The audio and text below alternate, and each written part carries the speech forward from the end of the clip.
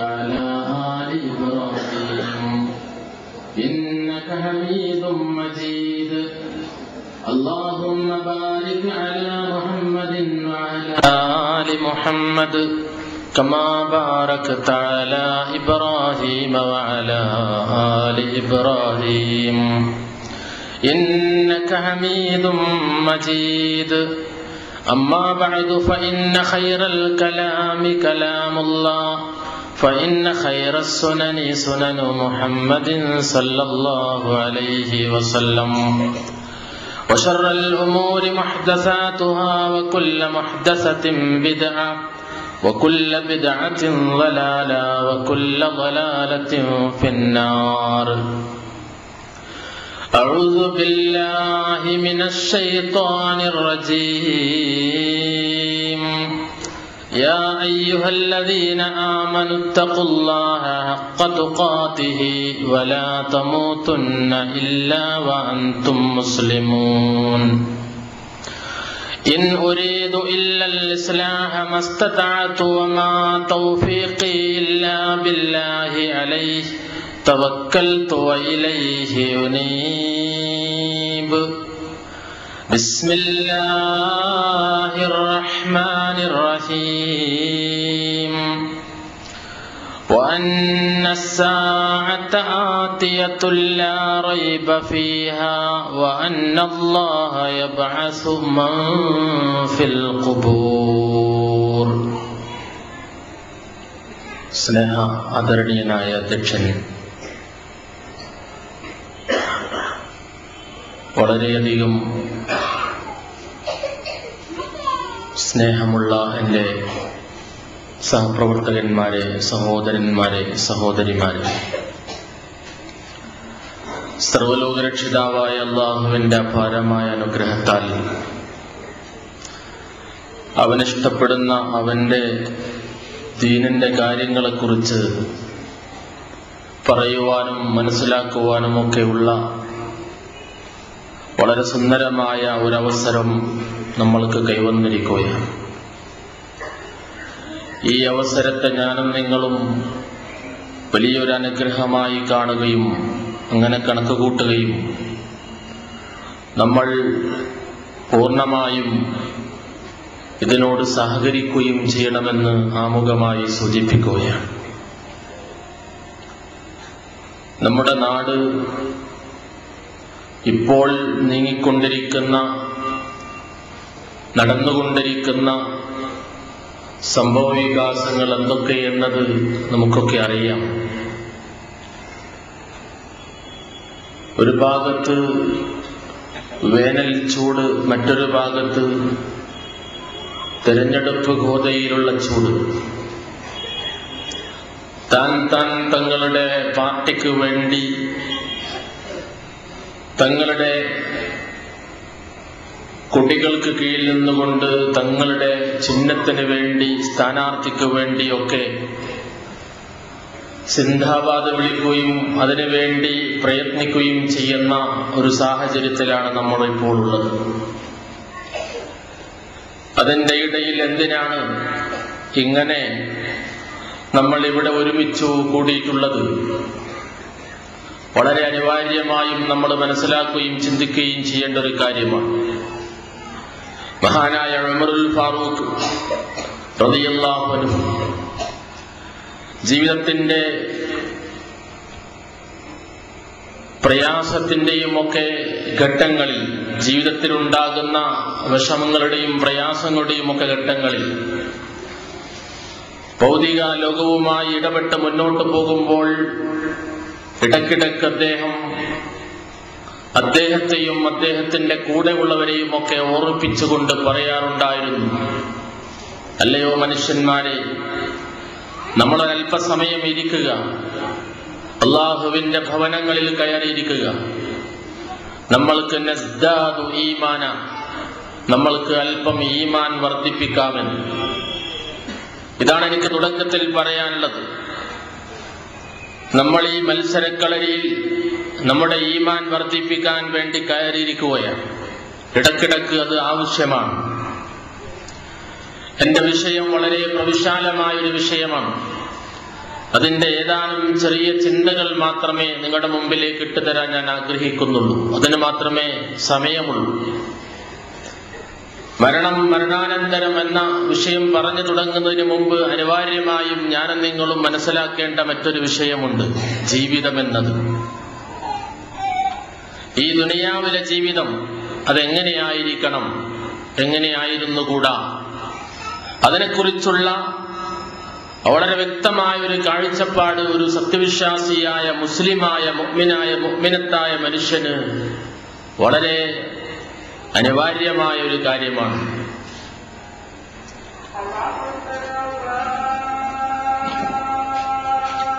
കെട്ടുമട്ടുമുള്ള പച്ചപ്പാർന്ന ഈ ദുനിയാവിന്റെ പളപളപ്പിൽ മുങ്ങിപ്പോയിരിക്കുകയാണ്. അതിൽ കണ്ണും കാതും കൽബുമൊക്കെ അതിൽ ആണ്ടുപോയിരിക്കുകയാണ് നമ്മുടെ സമൂഹം.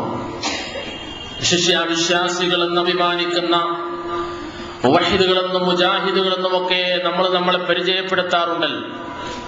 എന്നാൽ ദുനിയാവിലെ ജീവിതത്തോട് അത്യാർത്തിയും അങ്ങേറ്റത്തെ അധമ്യമായ താല്പര്യവുമാണ് നമ്മൾക്കുള്ളത്. അപ്പോൾ നാം മറക്കുന്നത് മരണത്തെയാണ്, മരണാനന്തര ജീവിതത്തെയാണ്, ഖബറിനെയാണ്, മഹ്ശറിയെയാണ്, നരകത്തെയാണ്, സ്വർഗത്തെയാണ് നമ്മളപ്പോൾ മറക്കുന്നത്. അതുകൊണ്ട് തന്നെ ഈ ദുനിയാവിലെ ജീവിതം എങ്ങനെയായിരിക്കണമെന്ന് സ്വഹീഹായ ഹദീസിന്റെ അടിസ്ഥാനത്തിലൂടെ അള്ളാഹുവിന്റെ പ്രവാചകന്റെ പ്രവചനങ്ങളിലൂടെ നാം അല്പം മനസ്സിലാക്കുക.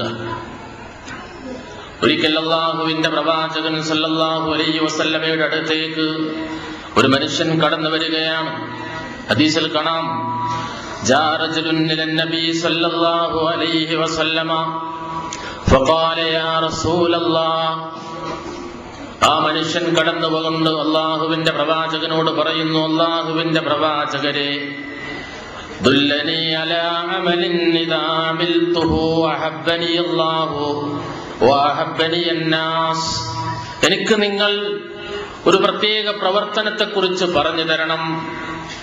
ആ പ്രവർത്തനം ഞാൻ അങ്ങ് ചെയ്താൽ, ഇദാ അമിൽതുഹു, ആ പ്രവർത്തനം ഞാൻ ചെയ്താൽ, അഹബ്ബനി അല്ലാഹു, അല്ലാഹു എന്നെ ഇഷ്ടപ്പെടണം, വഅഹബ്ബനി അന്നാസ്, ജനങ്ങളും എന്നെ ഇഷ്ടപ്പെടണം. അല്ലാഹുവും അവന്റെ പ്രവാചകനും സത്യവിശ്വാസികളുമൊക്കെ എന്നെ ഇഷ്ടപ്പെടുന്ന ഒരു പ്രവർത്തനമാണ് നിങ്ങൾ എനിക്ക് പറഞ്ഞു തരേണ്ടത് എന്ന് റസൂലുള്ളാഹി സ്വല്ലല്ലാഹു അലൈഹി വസല്ലമയുടെ അടുക്കൽ ഒന്നുകൊണ്ട് ഈ മനുഷ്യൻ വന്ന് പറഞ്ഞപ്പോ അള്ളാഹുവിന്റെ പ്രവാചകൻ ആ മനുഷ്യന് നൽകിയിട്ടുള്ള ഒരു ഉപദേശമുണ്ട്. ആ ഉപദേശം നമ്മളും സ്വീകരിക്കേണ്ടവരാണ്. ഇസ്ഹദ് ഫിദ്ദുനിയാ യുഹിബ്ബുകല്ലാഹു വസ്ഹദ് ഫീമാ ഇൻദന്നാസ്. ഇസ്ഹദ് ഫിദ്ദുനിയാ, നീ ഈ ദുനിയാവിലെ ജീവിതത്തിൽ അല്പം വിരക്തി കാണിക്കുക, ഭൗതിക സുഖഭോഗങ്ങളോട് അല്പം വിരക്തി കാണിക്കുക നീ. അപ്പോൾ യുഹിബ്ബുകല്ലാഹു, അല്ലാഹു നിന്നെ ഇഷ്ടപ്പെടുന്നതാണ്. വസ്ഹദ് ഫീമാ ഇൻദന്നാസി, അതുപോലെ നീ ജനങ്ങളുടെ അടുക്കൽ കാണുന്ന ഭൗതിക സുഖഭോഗങ്ങളോട് അല്പം വിരക്തി കാണിക്കുക. നിന്റെ അയൽവാസിയുടെ അടുക്കൽ, നിന്റെ സഹോദരന്റെ അടുക്കൽ, നിന്റെ നാട്ടുകാരന്റെ അടുക്കൽ കുറെ ആസ്തി കാണുമ്പോ, അവന്റെ വീട് കാണുമ്പോ, അവന്റെ പ്രതാപം കാണുമ്പോ, അവന്റെ പണം കാണുമ്പോ അതിലേക്ക് നീ വല്ലാതെ ആഗ്രഹിക്കാതെ കണ്ട്, അതിലേക്ക് നീ കണ്ണു നട്ടു പോവാതെ കണ്ട് ജീവിക്കുക, അതാഗ്രഹിക്കാതിരിക്കുക. അയൽവാസിയെ പോലെ എനിക്കും സുഖിക്കണമെന്ന് നീ ആഗ്രഹിക്കാതിരിക്കുക. യുഹിബ്ബുകന്നാസ്. അപ്പോൾ റസൂലുള്ളാഹി സ്വല്ലല്ലാഹു അലൈഹി വസല്ലം പറഞ്ഞു, അങ്ങനെയാണെങ്കിൽ അല്ലാഹുവും അല്ലാഹുവിന്റെ സത്യവിശ്വാസികളായ ജനങ്ങളും നിന്നെ ഇഷ്ടപ്പെടുന്നതാണ്. നമ്മൾക്ക് അല്ലാഹുവിന്റെയും പ്രവാചകന്റെയും സത്യവിശ്വാസികളുടെയും ഇഷ്ടം സമ്പാദിക്കണമെങ്കിൽ ഈ ദുനിയാവിൽ ജീവിക്കുമ്പോ നമ്മൾ അല്പം വിരക്തി കാണിക്കണമെന്നാണ്. ഒരു സൂഫിയായി മാറണമെന്ന് ഇസ്ലാം നമ്മളോട് പറയുന്നില്ല. നമ്മൾക്ക് മരണത്തെ ഉൾക്കൊള്ളാൻ കഴിയണമെങ്കിൽ, ഖബറിലെ ജീവിതത്തെ ഓർമ്മ വരണമെങ്കിൽ, മഹ്ശറിലെ ബേജാറിനെ കുറിച്ച് പറയുമ്പോ ഉൾക്കൊള്ളാൻ കഴിയണമെങ്കിൽ അല്പം വിരക്തി ദുനിയാവിനോട് നമ്മൾക്ക് തോന്നണം. അത് അള്ളാഹുവിന്റെ പ്രവാചകന് തോന്നിയിട്ടുണ്ട്, സഹാബത്തിന് തോന്നിയിട്ടുണ്ട്, മുൻഗാമികളായ മഹാന്മാർക്കൊക്കെ തന്നെയും തോന്നിയിട്ടുണ്ട്. അള്ളാഹുവിന്റെ ഖുർആനും പ്രവാചകന്റെ സുന്നത്തുമായി ബന്ധപ്പെട്ട് ജീവിക്കുന്നവർക്കെല്ലാം അങ്ങനെ ഒരു ബോധമുണ്ടായത് കൊണ്ടാണ് അവർക്ക് ഇഹപര നേട്ടം നേടിയെടുക്കാൻ, വിജയം നേടിയെടുക്കാൻ സാധിച്ചിട്ടുള്ളത്. നമ്മുടെയും ലക്ഷ്യം അതാണല്ലോ, ഇഹപര വിജയം.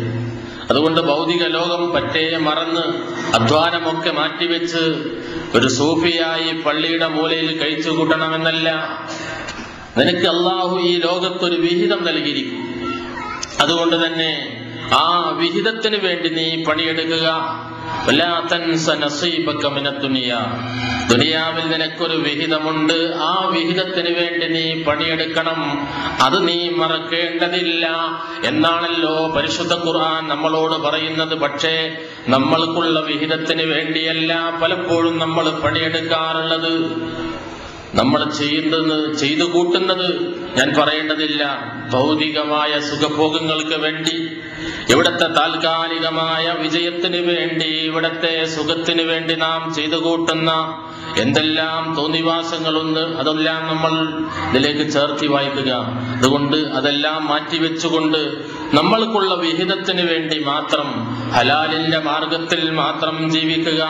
അല്ലാഹും അവന്റെ പ്രവാചകനും നമ്മൾക്ക് അനുവദിച്ചു തന്നത് ഹലാലായി നമ്മൾ സ്വീകരിക്കുക, ഹറാമുകളെ പാടെ നമ്മൾ ഒഴിവാക്കുക. സഹോദരന്മാരെ, സഹോദരിമാരെ, ഈ ദുനിയാവിനെ അള്ളാഹുവിന്റെ പ്രവാചകൻ അങ്ങനെയാണ് നോക്കിക്കണ്ടിട്ടുള്ളത്. വളരെ നിസാരമായ ഒരു ലോകമായിട്ടാണ് അള്ളാഹുവിന്റെ പ്രവാചകൻ ഈ ദുനിയാവിനെ കണ്ടിട്ടുള്ളത്. പ്രവാചകൻ സല്ലല്ലാഹു അലൈഹി വസല്ലമ തന്റെ സതീർത്ഥ്യരെ, തന്റെ സഖാക്കളെ, തന്റെ സഹാബികളെ അങ്ങനെയാണ് ഈ ദുനിയാവ് പരിചയപ്പെടുത്തി കൊടുത്തിട്ടുള്ളതും. വളരെ ക്ഷണികമായിട്ടാണ് ഈ ദുനിയാവിനെ പ്രവാചകൻ സല്ലല്ലാഹു അലൈഹി വസല്ലമ നോക്കിക്കണ്ടത് എന്നതിലേക്ക് വെളിച്ചം വീശുന്ന വളരെ സ്വഹീഹായ ഒരു ഹദീസിന്റെ ആശയം ഞാൻ നിങ്ങളുടെ ശ്രദ്ധയിൽ കൊണ്ടുവരികയാണ്. ഇമാം മുസ്ലിം ഉദ്ധരിക്കുന്ന ഒരു സംഭവം കാണാം. ഇമാം മുസ്ലിം ഉദ്ധരിക്കുന്ന സ്വഹീഹായ ഹദീസ്. നബിയും അനുയായികളും നടന്നു പോവുകയായിരുന്നു. വഴിയിലതാ ചെറിയ ചെവിയുള്ള ഒരാട്ടിൻ കുഞ്ഞ് ചത്തു കിടക്കുകയാണ്. ശ്രദ്ധിക്കുക, പ്രവാചകനും അനുയായികളും നടന്നു പോകുന്നു. വഴിയിലതാ കാണുന്നു ഒരു ചെറിയ ചെവിയുള്ള ആട്ടിൻ കുഞ്ഞ് ചത്തു കിടക്കുകയാണ്. ചെറിയ ചെവിയുള്ള ആട്ടിൻ കുഞ്ഞിന്റെ പ്രത്യേകത എന്ത് എന്ന് ചോദിച്ചാൽ, പൊതുവെ അറബികൾ അത് മേത്തരം ആടായിട്ട് കാണാറില്ല. അത് ആടിന്റെ കൂട്ടത്തിലെ നിസ്സാരമായ ഒരാട്, വില കുറഞ്ഞ ഒരാടായിട്ടാണ് അവർ കാണാറുള്ളത്. അതുകൊണ്ട് തന്നെയാണ് അങ്ങനെ സൂചിപ്പിച്ചിട്ടുള്ളത്. ചെറിയ ചെവിയുള്ള ഒരാട്ടിൻ കുഞ്ഞ് ചത്തു കിടക്കുന്നു. നബി തങ്ങൾ അതിന്റെ ചെവി പിടിച്ചുകൊണ്ട് അനുയായികളോട് ചോദിക്കുകയാണ്. ആ ചത്ത ആട്ടിൻകുട്ടിയെ അതിന്റെ ചെവിയിൽ പിടിച്ചുകൊണ്ട് അഷ്റഫുൽ ഖൽഖ് റസൂലുള്ളാഹി സ്വല്ലല്ലാഹു അലൈഹി വസല്ലമ ഉയർത്തിപ്പിടിച്ചുകൊണ്ട് ചോദിക്കുകയാണ്, ഒരു വെള്ളിക്കാശിന് ഈ ആട് തരാം, ആർക്ക് വേണം? ഒരു വെള്ളിക്കാശിന് ഈ ആട് തരാം, ആർക്ക് വേണമെന്നാണ് പ്രവാചകന്റെ ചോദ്യം. ആ സഹാബത്ത് പ്രവാചകനോട് തിരിച്ചു ചോദിക്കുന്നു, അല്ലയോ പ്രവാചകരെ, ഈ ശവമോ എന്തിന് ഞങ്ങൾക്ക് വേണ്ട? ഈ ചത്തുകിടക്കുന്ന ശവത്തെ ഞങ്ങൾക്ക് എന്തിനാണ് പ്രവാചകരെ? ഞങ്ങൾക്ക് വേണ്ട. ജീവിക്കുമ്പോൾ തന്നെ ഈ ആടിന് വിലയില്ല. കാരണം എന്താണ്? അതിന് ചെറിയ ചെവിയാണുള്ളത്. ഇപ്പോഴാണെങ്കിലോ അത് ചത്ത് ദുർഗന്ധം വമിക്കുകയാണ്. കണ്ടാൽ അറുക്കുന്ന, വെറുക്കുന്ന, ഈച്ചയാർക്കുന്ന, പുഴുക്കളരിക്കുന്ന ഈ ചത്ത ആട്ടിൻകുട്ടിയെ ഞങ്ങൾക്ക് വേണ്ട. ആ സന്ദർഭത്തിലാണ് അല്ലാഹുവിന്റെ പ്രവാചക പ്രഭു ഭൂങ്കവൻ സല്ലല്ലാഹു അലൈഹി വസല്ലമ പറയുന്നത്, എങ്കിൽ സഹാബത്തെ വെറുതെ തന്നേക്കാം, ഒരു വെള്ളിക്കാശും വേണ്ട. ആദ്യം പ്രവാചകൻ ചോദിച്ചത്, ആർക്കാണ് ഒരു വെള്ളിക്കാശിന് ഞാൻ ഈ ആടിനെ തരാമെന്നാണ്. അവസാനം സഹാബത്തിനോട് പ്രവാചകൻ പറയുന്നു, വെറുതെ നിങ്ങൾക്ക് വേണോ? അപ്പോൾ സഹാബത്ത് തിരിച്ചു ചോദിക്കുകയാണ്, പറയുകയാണ്, വെറുതെ ഞങ്ങൾക്ക് തന്നാലും വേണ്ട നബിയേ. അവിടെ വെച്ചാണ് അള്ളാഹുവിന്റെ പ്രവാചകൻ സഹാബത്തിനെ പഠിപ്പിക്കുന്നത്. എങ്കിൽ കേട്ടുകൊള്ളുക, ഇതിനേക്കാളും നിസ്സാരമാണ് ദുനിയാവ് എന്ന് നിങ്ങൾ മനസ്സിലാക്കണം. ഈ ചത്ത ആട്ടിൻകുട്ടിയേക്കാൾ നിസ്സാരമാണ് ദുനിയാവ് എന്ന് അഷ്റഫുൽ ഖൽഖ് റസൂലുള്ളാഹി സ്വല്ലല്ലാഹു അലൈഹി വസല്ലമ തന്റെ സഹാബത്തിനെ പഠിപ്പിക്കുകയാണ്. ഇമാം മുസ്ലിം ഉദ്ധരിക്കുന്ന സ്വഹീഹായ ഹദീസാണ്. അതുകൊണ്ട് സഹാബികളൊക്കെ സൂഫികളായി പോയിട്ടില്ല. അവർ ദുനിയാവിൽ പണിയെടുത്തിട്ടുണ്ട്, അവിടെ വിഹിതത്തിന് വേണ്ടി അവർ അധ്വാനിച്ചിട്ടുണ്ട്. പക്ഷേ ആർത്തിപ്പുണ്ട്, അമിതമായ ആഗ്രഹത്തോടുകൂടി എല്ലാം മറന്നുകൊണ്ട് ദുനിയാവിനെ കെട്ടിപ്പിടിക്കുന്നവരായിരുന്നില്ല. അള്ളാഹുവിന്റെ പ്രവാചകനോ സഹാബികളോ അവർക്ക് മൗദിഉ ജന്നത്തിൻ ഖൈറും മിനദ് ദുനിയ, ദുനിയാവ് അവർക്ക് പരലോകത്തിന്റെ മുമ്പിൽ ഏറ്റവും വലുതായി തോന്നി. ദുനിയാവ് പരലോകത്തെ ആപേക്ഷികമായി നോക്കുമ്പോൾ അവർക്ക് തോന്നിയത് പരലോകത്ത് ഒരു ചാൺ അടി, അത് ഈ ദുനിയാവിനേക്കാൾ ഏറ്റവും ഹൈറാണ്. ഈ ദുനിയാവും ദുനിയാവിലുള്ളത് മുഴുവനും കിട്ടുന്നതിനേക്കാൾ നല്ലത് പരലോകത്തെ ഒരു ചാൺ സ്ഥലമാണ്, ഒരു കാലുകുത്താൻ സ്ഥലം സ്വർഗത്തിൽ അള്ളാഹു നൽകുകയാണെങ്കിൽ അതാണ് ഹൈറ് എന്നായിരുന്നു സഹാബത്ത് മനസ്സിലാക്കിയത്.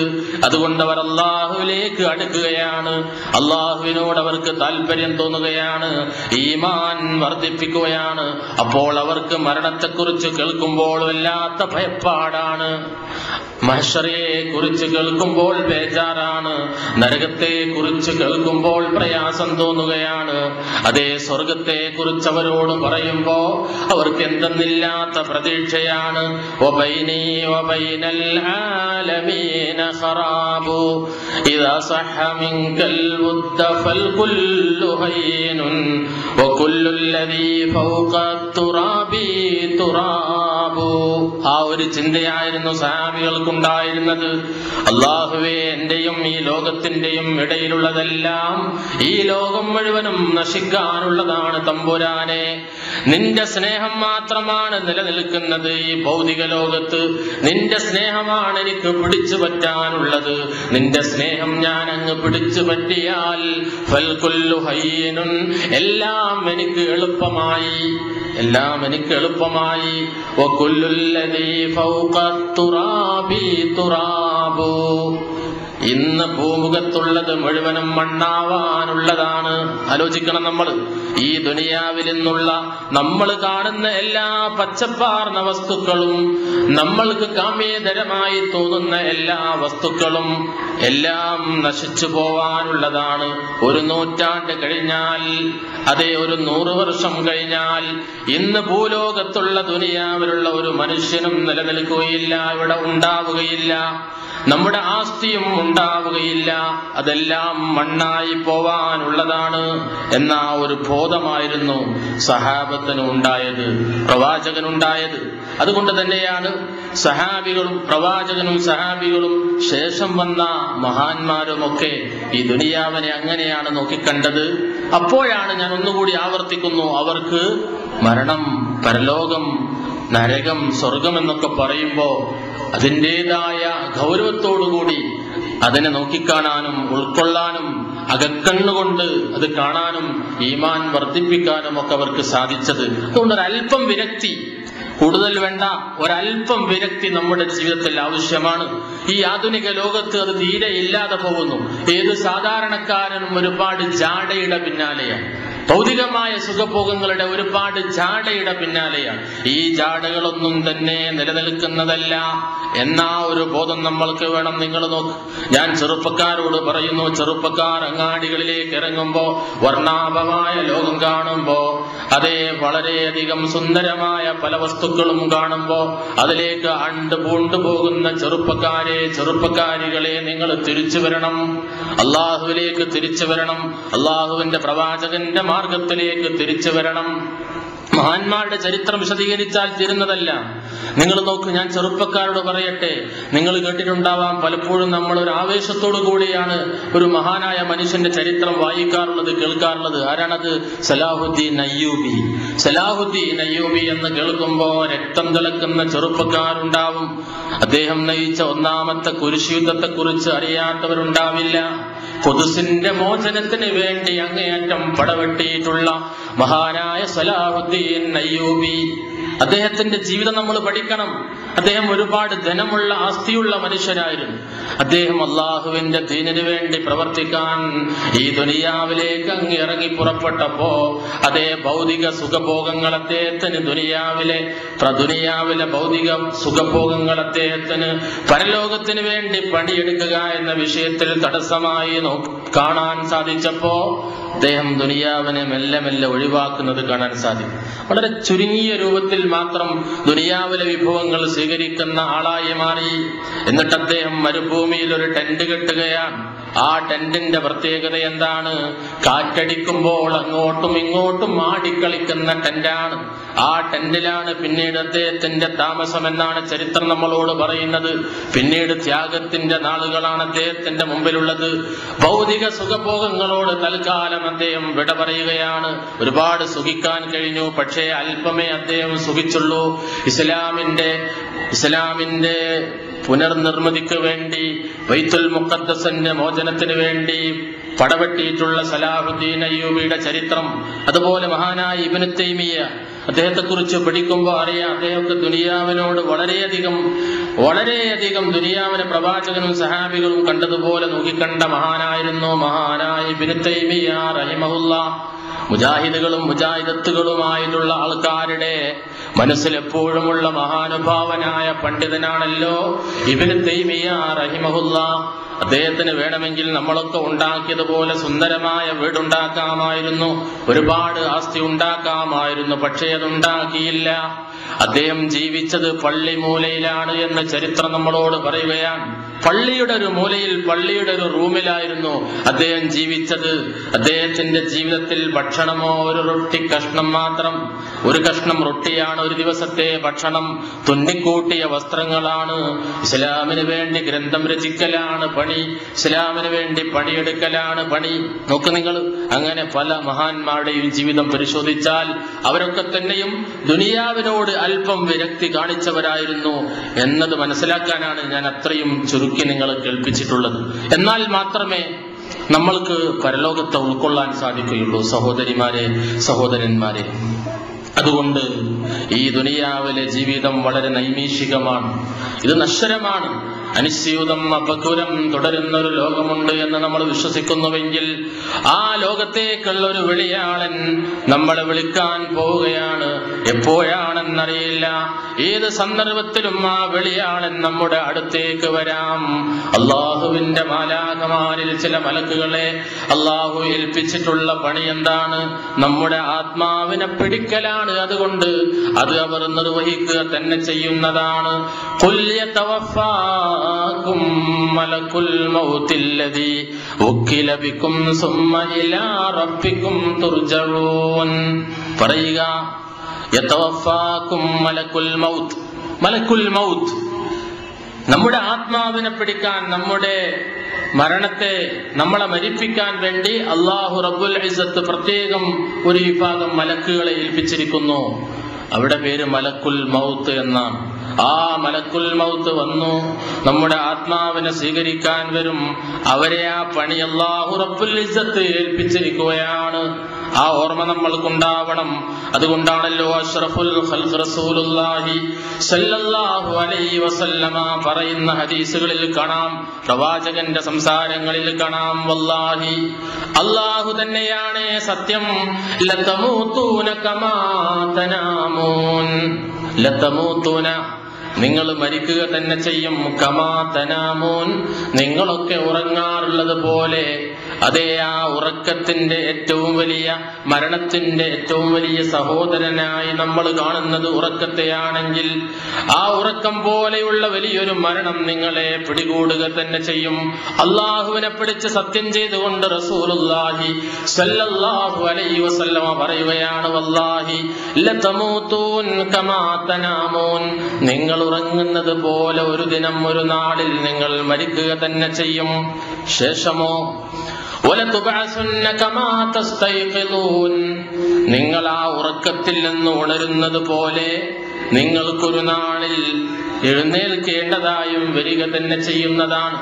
നിങ്ങൾ ഉറക്കത്തിൽ നിന്ന് രാവിലെ നിങ്ങൾ തട്ടിക്കുടഞ്ഞ് എഴുന്നേൽക്കുന്നത് പോലെ നിങ്ങൾ നിങ്ങളുടെ ആ മരണത്തിന് ശേഷം എഴുന്നേൽക്കുക തന്നെ ചെയ്യുന്നതാണ്.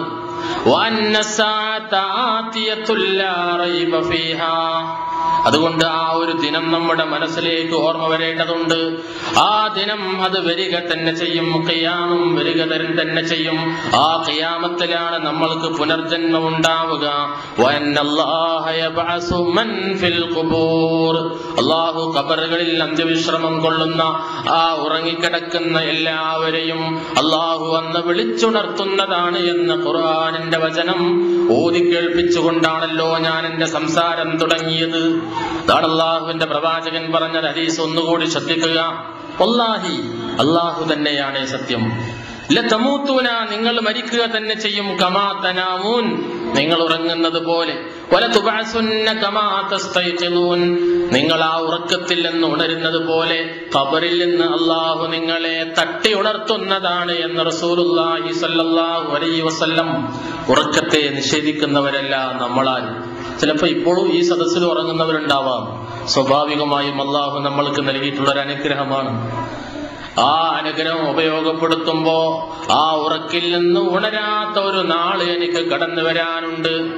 കിടക്കപ്പായിൽ കിടന്നുറങ്ങുന്ന ഓരോ ചെറുപ്പക്കാരും ചെറുപ്പക്കാരികളും ആബാലവൃതം ജനങ്ങളും ഞാനും നിങ്ങളുമെല്ലാം എപ്പോഴും ചിന്തിക്കേണ്ട വിഷയമാണ്. ഉറങ്ങിയതിന് ശേഷം നമ്മൾക്ക് ഉണരാൻ സാധിക്കുമോ എന്നറിയില്ല. ആരാണ് നമ്മൾക്ക് ഗ്യാരണ്ടി നൽകിയത് നാളെ രാവിലെ ഞാനും നിങ്ങളും എഴുന്നേൽക്കുമെന്ന്? എന്തുറപ്പാണ് എനിക്കും നിങ്ങൾക്കുമുള്ളത്? ആ ഉറക്കത്തിൽ കടന്നു വരുന്ന ഒരു അറ്റാക്കിനെ കുറിച്ച് നമ്മൾ കേട്ടിട്ടില്ലേ? നാവെല്ലാം പുറത്തേക്ക് ചാടിയിട്ട് പല്ലിന്റെ ഇടയിൽ കുടുങ്ങിക്കിടക്കുന്ന നാവ് കടിച്ചു പിടിച്ച് മരിച്ചു കിടക്കുകയാണ്. വിറങ്ങലിച്ച ശരീരമാണ്. പുന്നാര മകനോ പുന്നാര മകളോ ഭാര്യയോ പോയിട്ട് പിതാവിനെ ഭർത്താവിനെ തപ്പി നോക്കിയിട്ട് വിളിച്ചുണർത്തുമ്പോ എഴുന്നേൽക്കുന്നില്ല. വിറങ്ങലിച്ചു കിടക്കുന്ന ശരീരമായിരിക്കും ചിലപ്പോ നാളെ നേരം പുലർന്നാൽ ഈ ചുടുരക്തമുള്ള, ഈ രക്തത്തിളപ്പുള്ള, ആവേശമുള്ള നമ്മുടെ അവസ്ഥ. നമ്മൾ നാളെ രാവിലെ ആറിത്തണുത്തവരായിരിക്കുമോ എന്ന് എനിക്കും നിങ്ങൾക്കും അറിയില്ല. അതുകൊണ്ട് ആ വലിയ ഒരു സത്യത്തെ നാം മറന്നുകൊണ്ട് അതിനെ കുഴിച്ചു മൂടിക്കൊണ്ടാവരുത് ഈ ദുനിയാവിൽ നാം പ്രയാണം നടത്തേണ്ടത്. അതുകൊണ്ട് ഈ ദുനിയാവ് നശ്വരമാണ്, നൈമിഷികമാണ്.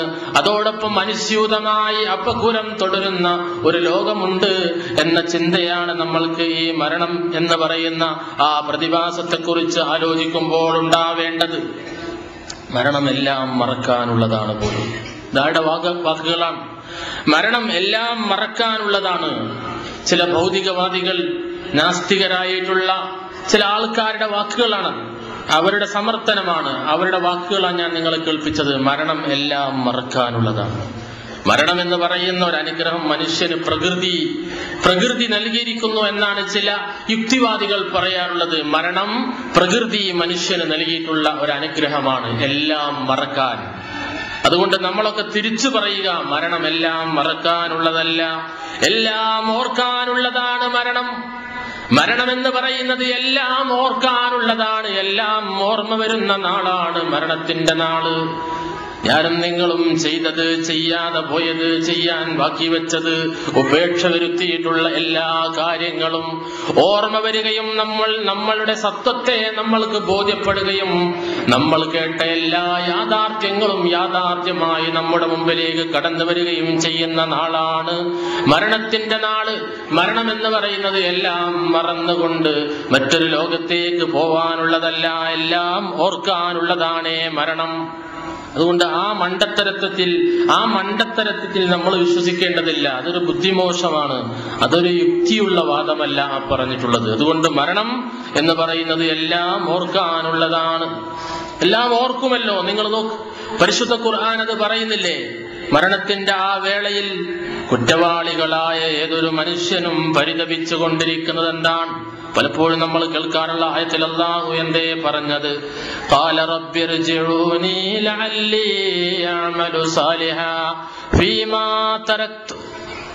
ഖാല റബ്ബിർജിഊനി ലഅല്ലി അഅമലു സാലിഹാ.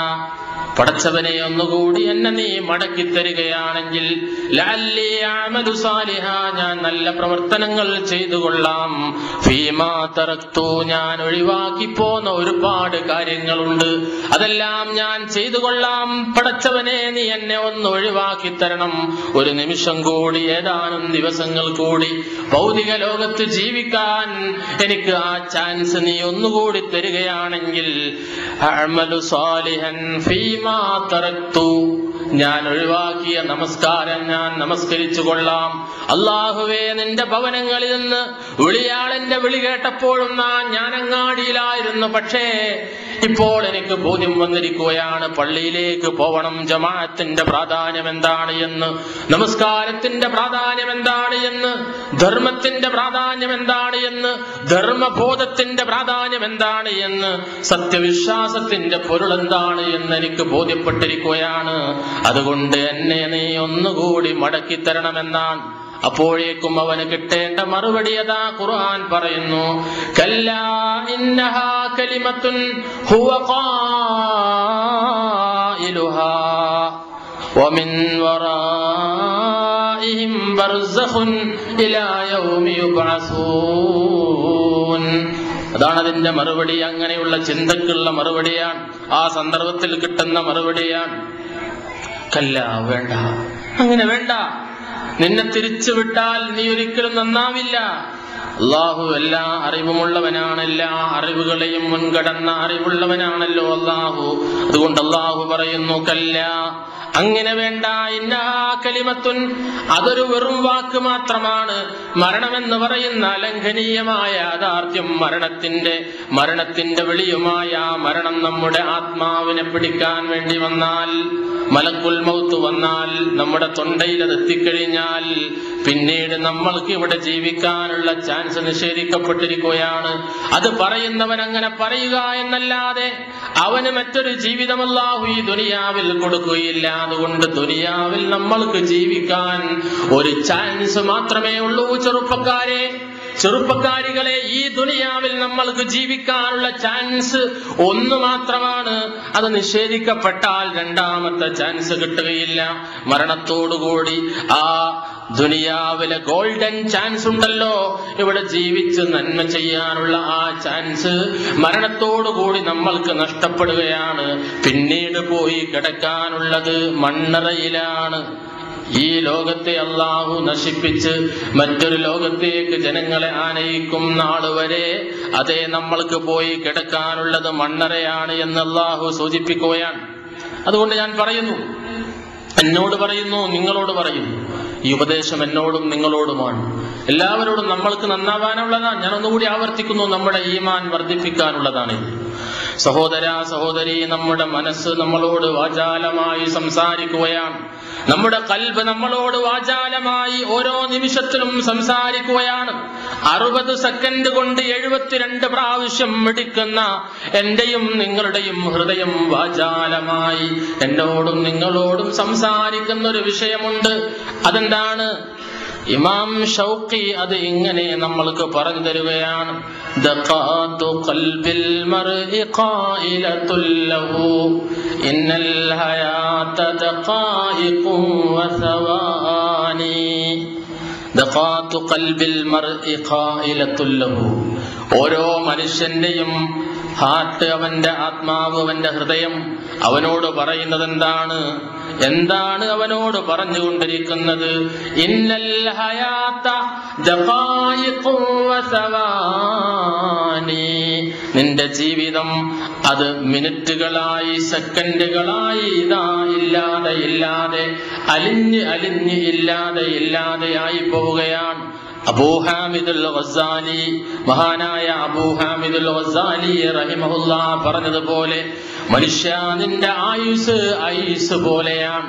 നമ്മുടെ ആയുസ് എന്ന് പറയുന്നത് ഐസിന്റെ പീസ് പോലെയാണ്. അതോരോ നിമിഷവും അലിഞ്ഞ് ഇല്ലാതെയായി പോവുകയാണ്.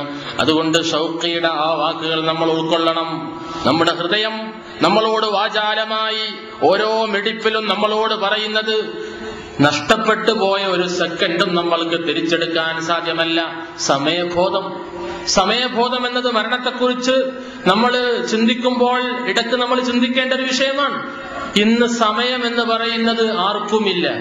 എല്ലാവരും പരിതപിക്കുന്നു സമയമില്ല എന്ന്. പക്ഷേ സമയം എത്രയോ ഉണ്ടായിട്ട് ആ സമയത്തെ അരിഞ്ഞ് ഇല്ലാതെയാക്കുന്ന എത്രയോ ചെറുപ്പക്കാരെയും ചെറുപ്പക്കാരികളെയും കാണാൻ സാധിക്കുകയാണ്. എവിടെയെങ്കിലും പോയി ചടഞ്ഞിരിക്കുകയാണ്. ഒരു ഉപകാരവുമില്ലാത്ത ഭൗതികമോ പാരത്രികമോ ആയ ഒരു നേട്ടവും കൊയ്തെടുക്കാൻ കഴിയാത്ത, ഒരു ഉപകാരവും ഉണ്ടാക്കിയെടുക്കാൻ കഴിയാത്ത പലതിന്റെയും മുമ്പിൽ പോയി ചടഞ്ഞുകൂടുന്ന ചെറുപ്പക്കാരെയും ചെറുപ്പക്കാരികളെയും കാണാം. നിങ്ങൾ നോക്ക്, ഞാനതൊന്നും വിശദീകരിക്കുന്നില്ല. നമുക്കറിയാം നമ്മുടെ സമൂഹം എന്താണ് ചെയ്തുകൊണ്ടിരിക്കുന്നത്. ഒരുപാട് ചെറുപ്പക്കാരികളും ചെറുപ്പക്കാരും ഈ ഒഴിവു കാലഘട്ടം, ഈ സമ്മർ കാലഘട്ടം എങ്ങനെയാ ചെലവഴിക്കുന്നത് നിങ്ങൾ നോക്ക്. അവരുടെ രക്ഷിതാക്കൾക്ക് അവരെ കുറിച്ചുള്ള ഒരു ബോധമുണ്ടോ? ഒരു ബോധവും ഇല്ല. അവർക്ക് ആ രക്ഷിതാക്കൾക്ക് അവരെ കുറിച്ചുള്ള ഒരു ബോധമുണ്ടോ? അതുമില്ലല്ലോ. പിന്നെ കുട്ടികൾക്ക് അവരെ കുറിച്ച് എന്ത് ബോധമുണ്ടാവാനാണ്? അതുകൊണ്ട് സമയം എന്ന് പറയുന്നത് തിരിച്ചെടുക്കാൻ കഴിയുകയില്ല. അത് വെട്ടി നുറുക്കപ്പെട്ട് കഴിഞ്ഞാൽ പിന്നെ ഒരു സെക്കൻഡും നമ്മൾക്ക് നേടിയെടുക്കാൻ സാധിക്കുകയില്ല. പരീക്ഷയിൽ ആരെങ്കിലും പരാജയപ്പെട്ടു പോയാൽ അടുത്ത വർഷമുണ്ടെങ്കിൽ, സമയമുണ്ടെങ്കിൽ ആ പരീക്ഷയിൽ പാസ്സാവാൻ സാധിക്കും. ഒരു കളിയിലെങ്ങാനും തോറ്റുപോയാൽ വേണമെങ്കിൽ അടുത്ത കളിയിൽ വിജയിക്കാൻ സാധിച്ചേക്കാം. പക്ഷേ കഴിഞ്ഞുപോയ ഒരു മണിക്കൂർ, കഴിഞ്ഞുപോയ ഏജ് കാലഘട്ടത്തിൽ നിന്നൊരു ഏജ്, അതേ ഒരു വയസ്സ് പോലും നമ്മൾക്ക് തിരിച്ചെടുക്കാൻ സാധിക്കുകയില്ല എന്ന ബോധമുണ്ടാവണേ. നമ്മളൊക്കെ മുവഹിദുകളും മുവഹിദത്തുകളുമാണല്ലോ. ഇവിടെ നമ്മൾ മരണം എന്ന് പറയുന്ന അലംഘനീയമായ യാഥാർത്ഥ്യത്തിന്റെ മുമ്പിലെത്തുമ്പോ, നമ്മുടെ മാതാവെത്തുമ്പോ, നമ്മുടെ പിതാവെത്തുമ്പോ, നമ്മുടെ പൊന്നാങ്ങളെ എത്തുമ്പോ, നമ്മുടെ മക്കളെത്തുമ്പോ, പെട്ടെന്ന് നമ്മുടെ പിതാവ്, നമ്മുടെ മാതാവ്, നമ്മൾക്ക് വേണ്ടപ്പെട്ട നമ്മുടെ ജ്യേഷ്ഠൻ, അനുജൻ മരിച്ചുപോയി. ആ അനുജന്, ആ ജ്യേഷ്ഠന്, ആ ഉമ്മാക്ക്, ഉപ്പാക്ക് ഭൗതിക ലോകത്തെ ജീവിതത്തിൽ അള്ളാഹുവിന്റെ മാർഗത്തിലേക്ക് ഒന്നും ചെയ്യാൻ സാധിച്ചിട്ടുണ്ടാവില്ല. ഒരു വസിയത്ത് പോലും ജീവിതത്തിൽ ചെയ്തു വെച്ചിട്ടുണ്ടാവില്ല. അങ്ങനെയായിരിക്കും മരിച്ചുപോയത്. കൂടുതലൊന്നും ധർമ്മം ചെയ്തിട്ടില്ല, നന്മകൾ ചെയ്തിട്ടില്ല. അപ്പൊ പിന്നെ മക്കള് പരിതപിക്കുകയാണ്. മുവഹിദുകളാണെങ്കിലും മുജാഹിദത്തുകളാണെങ്കിലും പലപ്പോഴും പരിതപിക്കാറുണ്ട്, സംശയം ചോദിക്കാറുണ്ട്. ഉമ്മാക്കൊന്നും ചെയ്യാൻ സാധിച്ചില്ല, ഉപ്പാക്കൊന്നും ചെയ്യാൻ സാധിച്ചില്ല. ജ്യേഷ്ഠൻ കൃത്യമായി നമസ്കരിക്കുന്ന ആളായിരുന്നില്ല, കൂടുതൽ ഇസ്ലാമിക ബോധമുള്ള ആളായിരുന്നില്ല, മരിച്ചുപോയി. എന്തെങ്കിലും കിട്ടാൻ വേണ്ടി ഞാൻ എന്തെങ്കിലും ചെയ്യട്ടെ എന്നൊരു ചിന്ത വരാറുണ്ട്. ചില ആൾക്കാർക്ക് അങ്ങനെ ഒരു ബോധമുണ്ട്, അങ്ങനെ ഒരു ചിന്ത ഉണ്ട്. പക്ഷെ ആ ചിന്ത നല്ലതാണ്. എപ്പോ വേണോ? മരിക്കുന്നതിന് മുമ്പ് വേണം.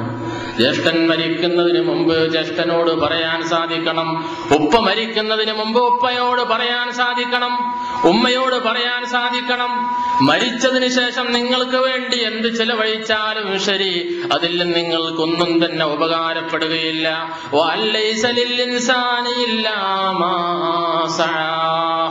പരിശുദ്ധ ഖുർആൻ പഠിച്ചിട്ടുള്ളവരാണ് നമ്മൾ. ഏതൊരു മനുഷ്യനും അവൻ ചെയ്തത് മാത്രമേ ഉപകാരപ്പെടുകയുള്ളൂ എന്ന് ഖുർആൻ വളരെ വ്യക്തമായി പറഞ്ഞതാണ്.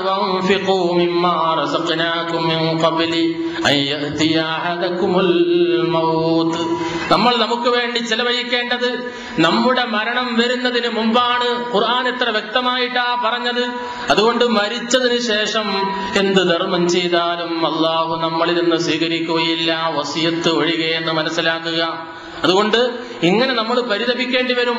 മരണത്തിന് ശേഷം നമ്മുടെ കൂട്ടുകുടുംബങ്ങൾക്ക് വേണ്ടി, നമുക്ക് വേണ്ടി, നമ്മുടെ മക്കൾ. അതുകൊണ്ട് മരണത്തെക്കുറിച്ച് ചിന്തിക്കുക. നമ്മൾക്ക് കുറെ കാലമൊന്നും ഇവിടെ ജീവിക്കാൻ സാധിക്കൂല. കുറെ കാലമൊന്നും ഇവിടെ ജീവിക്കാനുള്ള ചാൻസ് നമ്മൾക്കില്ല. അള്ളാഹുവിന്റെ പ്രവാചകൻ സല്ലല്ലാഹു അലൈഹി വസല്ലമ, ആ പ്രവാചകന്റെ സമുദായത്തിന്, ഉമ്മത്തിന് എത്ര കാലഘട്ടം ഏറെക്കുറെ ഇവിടെ ജീവിക്കാൻ സാധിക്കുമെന്ന് ഉറക്കെ പ്രഖ്യാപിച്ചാണ് പ്രവാചകൻ ഈ ലോകത്തോട് വിട പറഞ്ഞു പോയിട്ടുള്ളത്. ചെറുപ്പക്കാരെ, നിങ്ങൾ ഓർമ്മിക്കണം. നിങ്ങൾ സ്വയം ഓർക്കുകയും മറ്റുള്ളവരെ ഓർപ്പിക്കുകയും വേണം.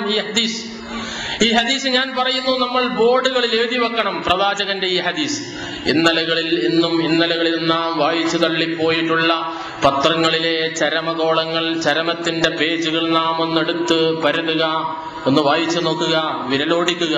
ഓരോ മരണവും എങ്ങനെയാണ് നടന്നത്. ഒരു പത്രത്തിന്റെ ഒരു ഭാഗം തന്നെ മരണത്തിന് വേണ്ടി നീക്കിവെച്ചിരിക്കുകയാണ്. എന്നിട്ടും സ്ഥലം പോരാത്ത അവസ്ഥയല്ലേ നമ്മുടെ പത്രങ്ങളിലൊക്കെ ഉള്ളത്. എത്ര പത്രങ്ങൾ വരുന്നു, ആ പത്രങ്ങളിലൊക്കെയും മരണത്തിന്റെ മരണത്തിന്റെ കോളം എത്ര വലിപ്പമുള്ളതാണ്, എന്തെല്ലാം മരണങ്ങളാണ്.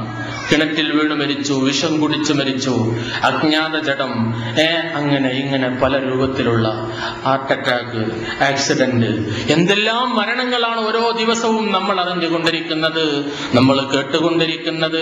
മെഡിക്കൽ കോളേജുകൾ നമ്മൾ സന്ദർശിക്കാറുണ്ടോ? ഇടയ്ക്കിടയ്ക്ക് സന്ദർശിക്കണം. ഓരോ വാർഡുകളിലും ചെന്നാൽ, ആക്സിഡന്റിന്റെ വാർഡിലേക്ക് കടന്നു ചെന്നാൽ മരണത്തോട് മല്ലടിക്കുന്ന ഒരുപാട് ചെറുപ്പക്കാരെ കാണാം, ഒരുപാട് മനുഷ്യന്മാരെ കാണാം. ക്യാൻസറിന്റെ വാർഡിലേക്ക് ചെന്നാൽ കടക്കാൻ പോലും നമ്മൾക്ക് തോന്നില്ല. ദാരുണമായ രംഗങ്ങളാണ് കാണാൻ കഴിയുന്നത്. അങ്ങനെ എത്രയെത്ര മരണത്തിലേക്ക് കാലെടുത്ത് വെച്ചുകൊണ്ടിരിക്കുന്ന മനുഷ്യന്മാരും മരിച്ചുകൊണ്ടിരിക്കുന്ന മനുഷ്യന്മാരും. അതുകൊണ്ട് വല്ലാതെയൊന്നും ഈ ലോകത്ത് ജീവിക്കാനുള്ള അവസരം നമ്മൾക്കില്ല എന്ന് അള്ളാഹുവിന്റെ പ്രവാചകൻ സല്ലല്ലാഹു അലൈഹി വസല്ലമ നമ്മളോട് പറഞ്ഞിരിക്കുകയാണ്. അഅ്മാറു ഉമ്മത്തി, എന്റെ സമുദായത്തിന്റെ ഏജ് കാലഘട്ടം, എന്റെ സമുദായത്തിന്റെ വയസ്സ് മാ ബൈന 60 ഇല 70. അള്ളാഹുവിന്റെ പ്രവാചകന്റെ വാക്കുകളാണ്. സഹോദരന്മാരെ, പ്രവാചകനെ പറഞ്ഞത് സത്യമായി ഇന്ന് നമ്മൾ വായിക്കുകയാണ്, കാണുകയാണ്, കേൾക്കുകയാണ്. അഅ്മാറു ഉമ്മത്തി മാ ബൈന 60 ഇല 70 വഅഖല്ലുഹും മൻ യജൂസു ദാലിക്. എന്റെ സമുദായത്തിന്റെ ഏജ് കാലഘട്ടം, വയസ്സ് എത്രയാണെന്നറിയുമോ? 60ന്റെയും 70ന്റെയും ഇടയിലാണ്. എന്നിട്ട് പ്രവാചകൻ പറഞ്ഞു, വഅഖല്ലുഹും മൻ യജൂസു ദാലിക്. അതിനെ മറികടക്കുന്നവർ വളരെ വിരളമായിരിക്കുമെന്ന്. വളരെ ചുരുങ്ങിയ ആൾക്കാരെ 70ന്റെ അപ്പുറത്ത് മരിക്കുന്നവരുണ്ടാവൂ. 82ലോ 90ലോ ഒക്കെ മരിക്കുന്നവർ വളരെ ചുരുങ്ങിയ ആൾക്കാരെ എന്റെ ഉമ്മത്തിലുണ്ടാകൂ. കൂടുതൽ ആൾക്കാരും മരിക്കുക 42, 22, 25, 35. ഇന്നത്തെ പത്രം ഒന്ന് പരിശോധിച്ചു നോക്ക്, അല്ലേ? പ്രവാചകൻ പറഞ്ഞ 60, 65, 70 ഇതിന്റെ താഴോട്ടാണ് കൂടുതലും. 1 or 2 ആൾക്കാരുണ്ടാവും 82ാമത്തെ വയസ്സിലോ 90ാമത്തെ വയസ്സിലോ ഒക്കെ മരിച്ചത്. അതുകൊണ്ട് പ്രവാചകന്റെ വാക്കുകൾ അക്ഷരാർത്ഥത്തിൽ പുലരുന്നത് നമ്മൾ കാണുകയാണ്. എല്ലാം കാണുന്ന നമ്മൾക്ക് മരണത്തെക്കുറിച്ചുള്ള ഒരു ബോധവുമില്ല. നമ്മുടെ മരണം നമുക്ക് റാഹത്തും മറ്റുള്ളവർക്ക് ദുഃഖവും ഉണ്ടാക്കുന്ന രൂപത്തിലാവണം എന്ന ചിന്തയാണ് മരണത്തെക്കുറിച്ച് രണ്ടാമതായി നമ്മൾക്കുണ്ടാവേണ്ടത്. ഞാൻ എന്ന് പറയുന്ന ഈ വ്യക്തി ഈ ലോകത്ത് നിന്ന്, ഈ നാട്ടിൽ നിന്ന് മരിക്കുമ്പോൾ ആ മരണം, എന്റെ മരണം എനിക്ക് റാഹത്താവണം. നിങ്ങൾക്ക് എന്റെ മരണം കൊണ്ട് ദുഃഖമുണ്ടാവണം. എങ്ങനെ ദുഃഖമുണ്ടാവണം? ഞാൻ വിട പറയുന്നതിൽ നിങ്ങൾക്ക് എന്തുകൊണ്ട് ദുഃഖമുണ്ടാവണം? ഞാൻ നല്ലവനായി എന്നതുകൊണ്ടുള്ള ദുഃഖമുണ്ടാവണം. നമ്മളിൽ നിന്ന് മരിച്ചുപോയ നമ്മുടെ മുൻഗാമികളായി ഈ അടുത്ത കാലഘട്ടത്തിൽ നമ്മളോട് വിട പറഞ്ഞു പോയിട്ടുള്ള ഒരുപാട് പണ്ഡിതന്മാർ, പേര് ഞാൻ എടുത്തു പറയുന്നില്ല. ബഹുവന്യനും ആദരണീയനുമായ KK പോലെയുള്ള, KCA പോലെയുള്ള എത്രയെത്ര മഹാരഥന്മാർ നമ്മളോട് വിട പറഞ്ഞു പോയി. ആ KKയെ കുറിച്ച് കേൾക്കുമ്പോൾ, KCയെ കുറിച്ച് കേൾക്കുമ്പോൾ, അതുപോലെയുള്ള നമ്മുടെ പണ്ഡിതന്മാരെ കുറിച്ച് കേൾക്കുമ്പോൾ നമ്മൾക്ക് വല്ലാത്ത വിഷമമാണ്, പ്രയാസമാണ്. എന്തുകൊണ്ടാ നമ്മൾക്ക് വിഷമമുണ്ടാവുന്നത്? എന്തുകൊണ്ടാ നമ്മൾ കണ്ടമിടർന്നത്, കണ്ണീരൊലിപ്പിക്കുന്നത്? ആ മഹാരഥന്മാരെല്ലാം നല്ലവരായിരുന്നു, നല്ലവരിൽ നല്ലവരായിരുന്നു. KP മുഹമ്മദ് മൗലവിയെ കുറിച്ച് കേൾക്കുമ്പോൾ വാചാലരാവാത്തതാരാണുള്ളത്? NPയെ കുറിച്ച് കേൾക്കുമ്പോൾ, അലി അക്ബർ മൗലവിയെ കുറിച്ച് കേൾക്കുമ്പോൾ, അവരൊക്കെയും മഹാരഥന്മാർ. അവർ വിട പറഞ്ഞു പോയപ്പോ അവർക്ക് റാഹത്തായിരുന്നു എന്ന് നമ്മൾ വിശ്വസിക്കുന്നു. അങ്ങനെ തന്നെയാവട്ടെ, അവർക്ക് റാഹത്താവട്ടെ. നമ്മൾക്ക് ദുഃഖമില്ലേ? നമ്മൾ ആലോചിക്കണം. അതുകൊണ്ട് എന്റെ മരണം എനിക്ക് റാഹത്തും ആശ്വാസവും, നിങ്ങൾക്കത് ദുഃഖവും ഉണ്ടാക്കണം. ഈ നാട്ടിലെ ഒരു ചെറുപ്പക്കാരനായ ഒരു പണ്ഡിതൻ, ഒരു കാരണവരായ ഒരു നേതാവ് മരിക്കുമ്പോ അദ്ദേഹത്തിന് അത് റാഹത്താവണം, നമ്മൾക്കത് വിഷമമുണ്ടാക്കണം. ആ നിലക്ക് നമ്മുടെ മരണത്തെ നമ്മൾക്ക് കണ്ടെത്താനും നമ്മൾക്ക് കാണാനും സാധിക്കണം. നിങ്ങൾ നോക്ക്, അള്ളാഹുവിന്റെ പ്രവാചകൻ സല്ലല്ലാഹു അലൈഹി വസല്ലം പറഞ്ഞ ഹദീസ്, ഇമാം ബുഖാരിയും മുസ്ലിമും ഉദ്ധരിക്കുന്ന സ്വഹീഹായ ഒരു ഹദീസ്, ഒരു ഹെഡിങ് തന്നെ ബുഖാരിയിലും മുസ്ലിമിലും എങ്ങനെ കാണാം? അൽ മൗതു റാഹത്തുൻ, അൽ മൗതു റാഹത്തുൻ, മരണം റാഹത്താണ് എന്ന്. മരണം റാഹത്താണ് ആർക്ക് എന്നതാണ് നമ്മൾ മനസ്സിലാക്കേണ്ടത്. മരണം എന്ന് കേൾക്കുമ്പോ നമ്മൾക്കെല്ലാം പേടിയാണ്, ഭയമാണ്. വേണം ആ മരണത്തെക്കുറിച്ച് കേൾക്കുമ്പോ പേടിയും ഭയവും ഉണ്ടാവണം. അല്പം വേദനയൊക്കെ ആ മരണത്തിൽ ഉണ്ടാകും എന്ന ബോധവും നമ്മൾക്കുണ്ടാവണം. ഞാനത് ഇടയ്ക്ക് സൂചിപ്പിക്കുകയാണ്. അള്ളാഹുവിന്റെ പ്രവാചകൻ സല്ലല്ലാഹു അലൈഹി വസല്ലമ ഈ ലോകത്ത് നിന്ന് വിട പറഞ്ഞതിൽ വെച്ച് ഏറ്റവും നല്ലവനായ മഹാനായ പ്രവാചക പ്രവരൻ സല്ലല്ലാഹു അലൈഹി വസല്ലമ മരിക്കുമ്പോ പ്രവാചകന്റെ തലഭാഗത്ത് അതാ തോൽപാത്രത്തിൽ പച്ചവെള്ളമുണ്ട്. ആ പാത്രത്തിൽ നിന്ന് വെള്ളത്തിൽ നിന്ന് അല്പം തൊട്ടിട്ട് റസൂലുള്ള തന്റെ മുഖത്ത് തടവിക്കൊണ്ട് പറയുകയാണ്, കൈകൾ അതാ റസൂലുള്ളാഹി സ്വല്ലല്ലാഹു അലൈഹി വസല്ലമ മുകളിലേക്ക് ഉയർത്തുന്നു, ലാ ഇലാഹ ഇല്ലല്ലാഹ് ഇന്നലിൽ മൗതി സഖറാത്ത്, ഇന്നലിൽ മൗതി സഖറാത്ത്.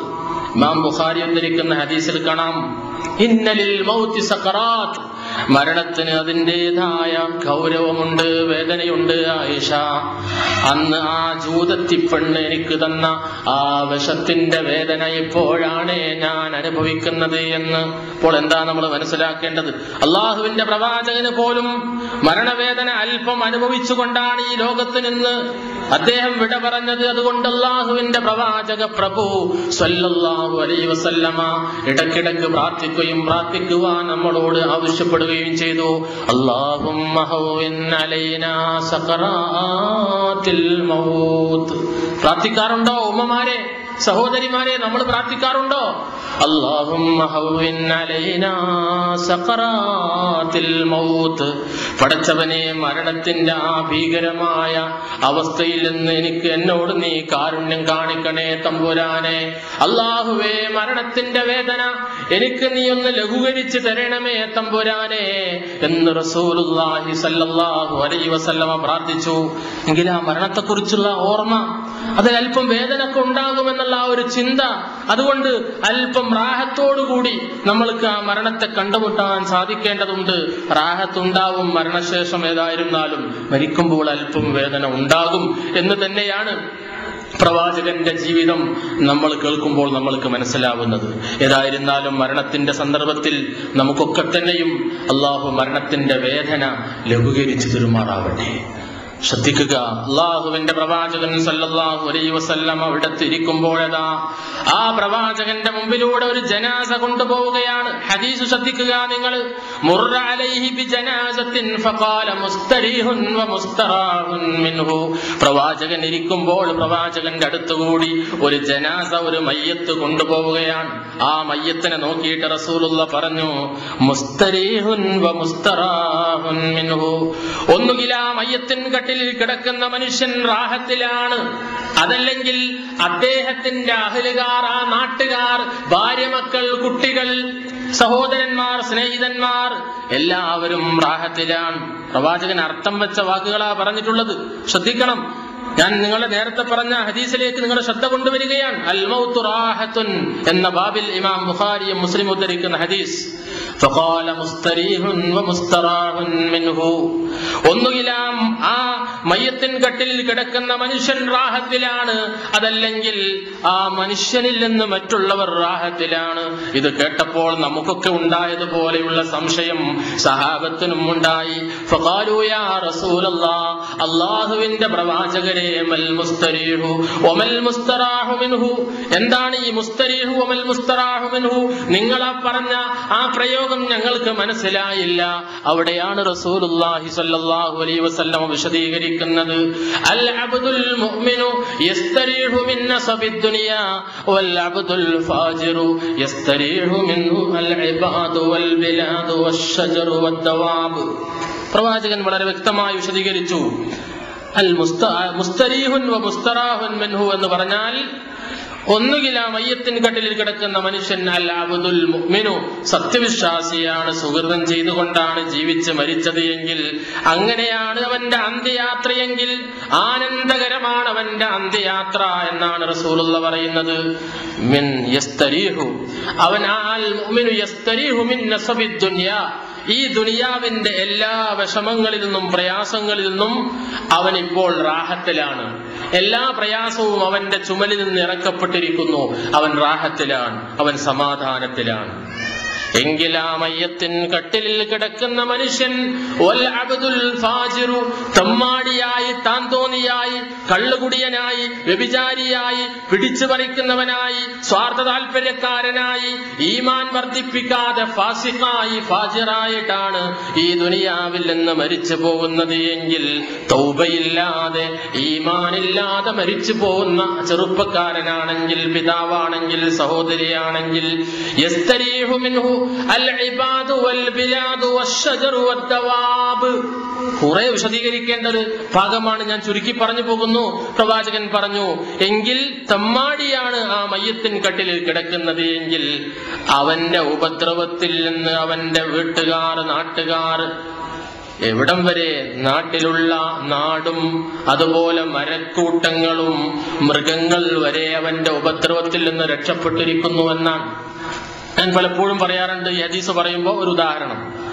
നമ്മൾക്ക് എപ്പോഴും നമ്മുടെ ഓർമ്മയിൽ വരുന്ന ഒരാളുണ്ടല്ലോ, കർണാടകയുടെ മലമേടുകളിൽ, കാടുകളിൽ ജീവിച്ച് ചെറിയ ചെറിയ ചെറിയ ജീവികളെയും വലിയ ജീവികളെയും കുറെ മനുഷ്യന്മാരെയും ഒക്കെ കൊന്നൊടുക്കിയിട്ടുള്ള വീരപ്പനെ കുറിച്ച്. ആ വീരപ്പൻ ചത്തപ്പോ ആർക്കായിരുന്നു ദുഃഖം ഉണ്ടായിരുന്നത്? ആർക്കെങ്കിലും ദുഃഖം ഉണ്ടായോ? ആരും ദുഃഖിച്ചില്ല, ആരും കരഞ്ഞില്ല, ആരും വേവലാതിപ്പെട്ടില്ല. കാരണം എന്താണ്? ആ വീരപ്പൻ ചത്തതോടുകൂടി നാടും നാട്ടുകാരും മരവും മരക്കൂട്ടങ്ങളും പക്ഷികളും പറവകളും മൃഗങ്ങളും എല്ലാം റാഹത്തിലാണ്.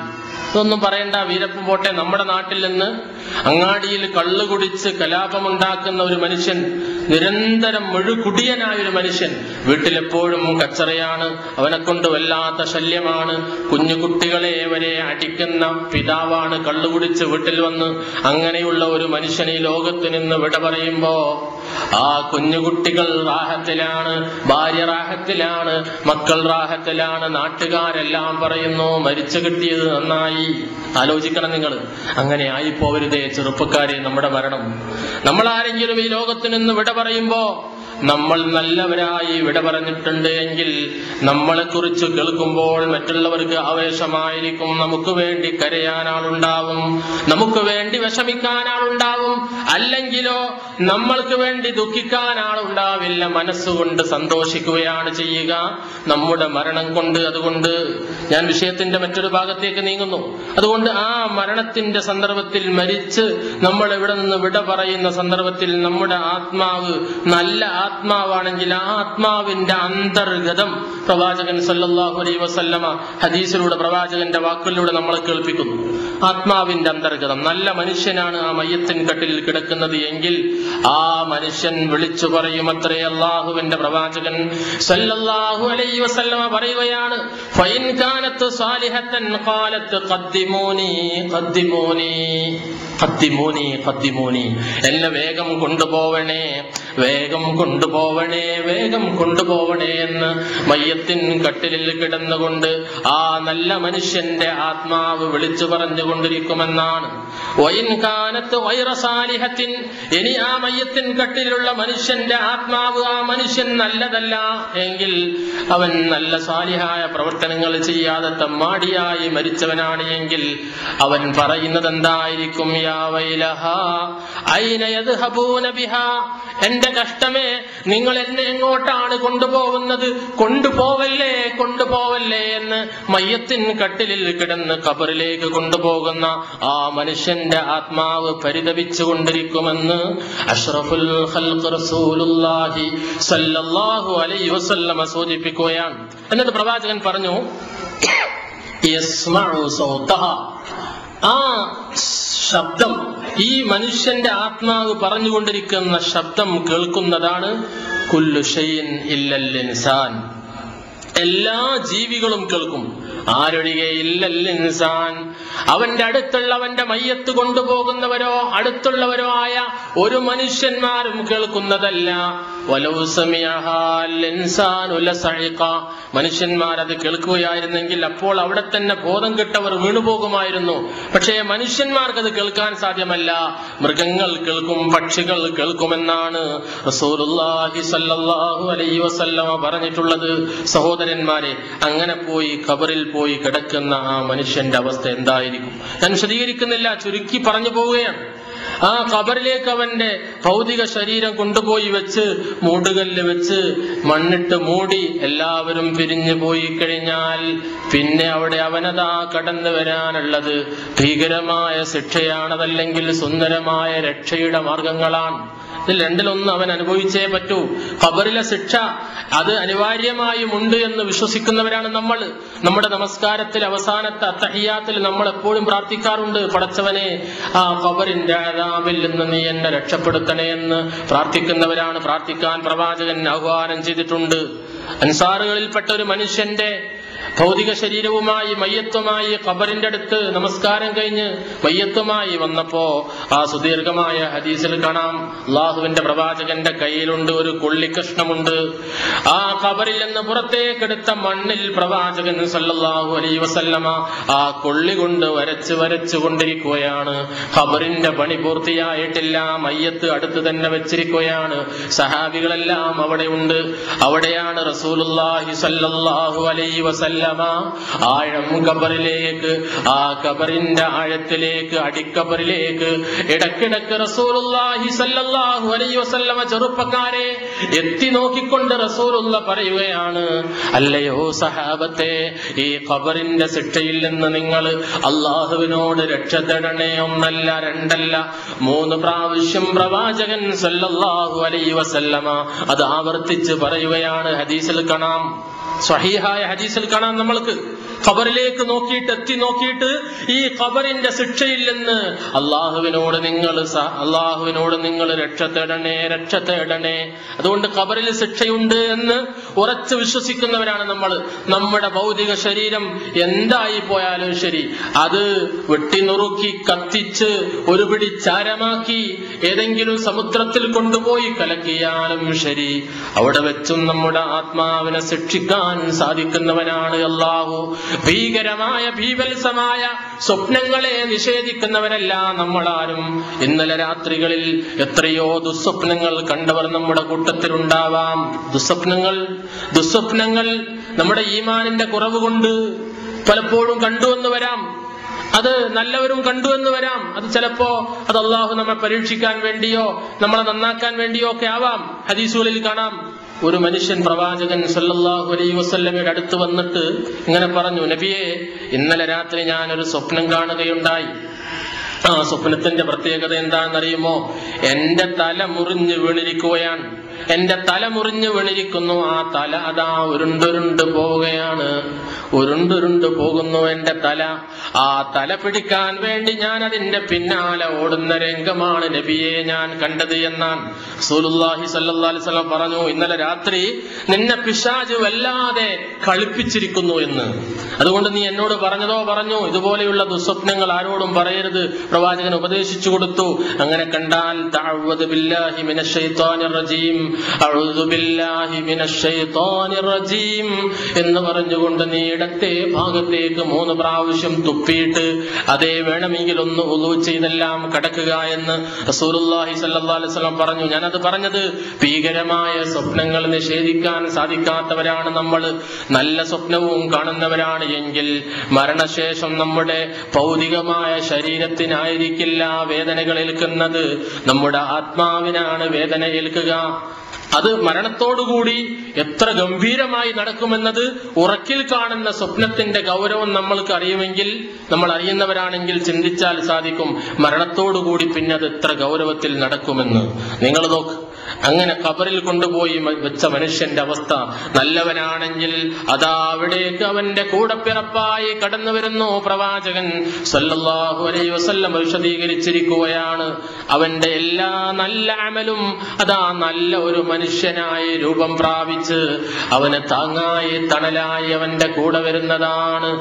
സ്വർഗത്തിൽ നിന്നതിന്റെ വാതായനങ്ങൾ ആ ഖബറിലേക്ക് തുറന്നു വെച്ചു കൊടുക്കുമെന്ന് അള്ളാഹുവിന്റെ പ്രവാചകൻ സല്ലല്ലാഹു അലൈഹി വസല്ലമ പറഞ്ഞിരിക്കുകയാണ്.